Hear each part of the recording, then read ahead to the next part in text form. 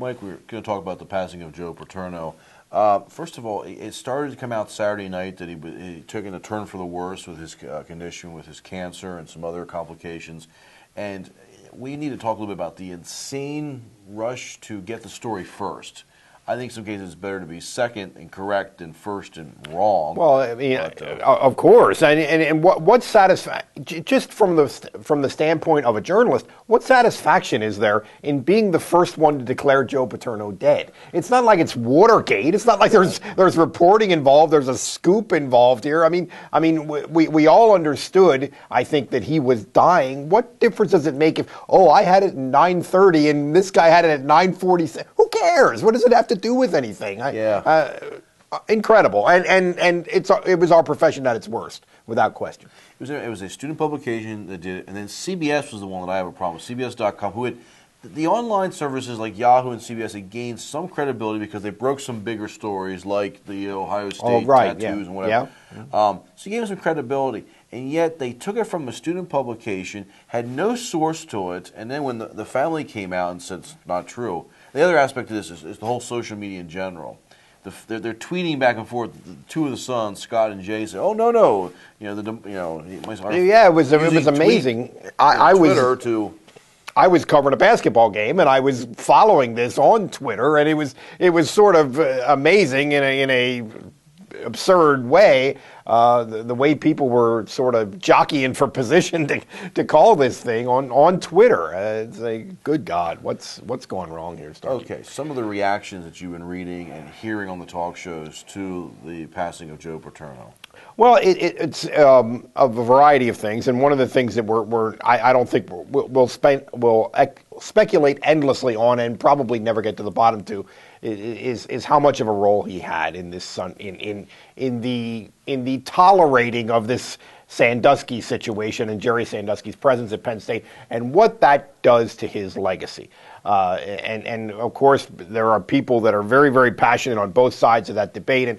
And one of the things that I think is happening here is there's a circle the wagons element to this from within Happy Valley, from the Penn State community. Those people, so many people who feel like Joe has been done wrong, and almost to the point where that's their biggest source of passion on this whole issue is how Joe was treated, which is relatively insignificant in terms of the victims and the actual atrocities that occurred here. So outside the circle of the wagons, Penn State people look a little like they're incredibly insensitive and missing the point here to the outside world, but I don't think they care.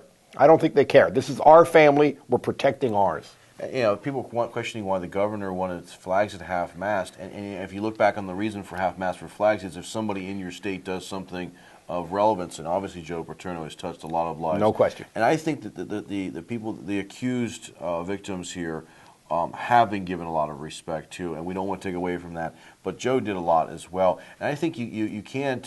It's a good book. You can't judge it by its last chapter. You know what I mean? And the last chapter wasn't as good. I would agree with that. But it is crazy how this state is so wrapped around this. It's an icon. Yeah. This image of this guy. And I wonder if he would have got out at age 75 and wouldn't have been tied into 2002. Granted, there was something back in '98. But 2002 wouldn't have been an issue for him. He could have gone out. He would have been this phenomenal patriarch for all these years. Yeah. He still would have attracted so many, the lure of where he lived and everything. It still would have been great. And if you remember, it was only at 70. He had some bad years in the 2000s. Yeah. So you covered some really bad football in the early question. Stretch. But we will never get past the idea, and I don't think there's any question. And Joe has more or less acknowledged this, that he was afraid to quit coaching. He was afraid to quit coaching because the thing that defined him would be throwing away the thing that defined him, and he thought he was going to go the way of Bear Bryant, and so that's, I think, a big part of a big and sort of irrational part of his thinking that unfortunately. I mean, you could argue it sort of turned out to be true. I mean, I don't know. It's one of those mysteries that we'll never get to the bottom of. It did. Bear was like 4 weeks or so afterwards, and in this case, Joe was 2 months. And I think the whole thing, the whole incident, not just losing his job, the way he lost it, the Jerry thing. Jerry was a loyal friend, he was a mentor to him. The whole thing, I think, helped kill him. I'm not going to say the media did it or anything crazy like that, but the whole thing, I think he got to the point where lost some of his will a little bit. Whereas this guy was so mentally strong, maybe he could have fought through it before.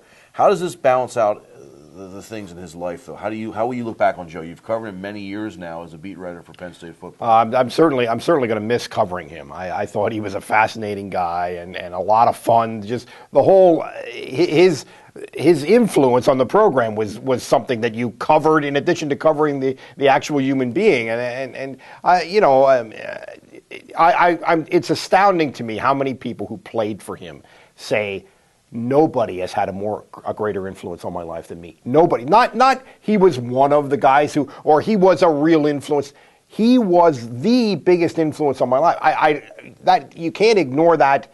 The Sandusky thing doesn't erase it, and it's a powerful, powerful legacy. There's no question about that. So many of these former players say, years later, as I've grown up in life and gotten older, I realized just how smart this guy was. Yeah, it's the thing you say about your parents, and a lot of people are saying it about their football coach. I don't think you throw that away because of anything. I'll remember my father, because there's times where my father wasn't the hugest football fan, but he would put on a game for a while. I remember seeing Bear Bryant go against Joe on the sidelines, Alabama, Penn State, one of the first memories I have of watching college football. Right. But watch the rolled up pants and see him on the sideline, and I remember the tie, and one of the last guys to wear a tie on the sideline. So I will judge it as a good movie, bad ending.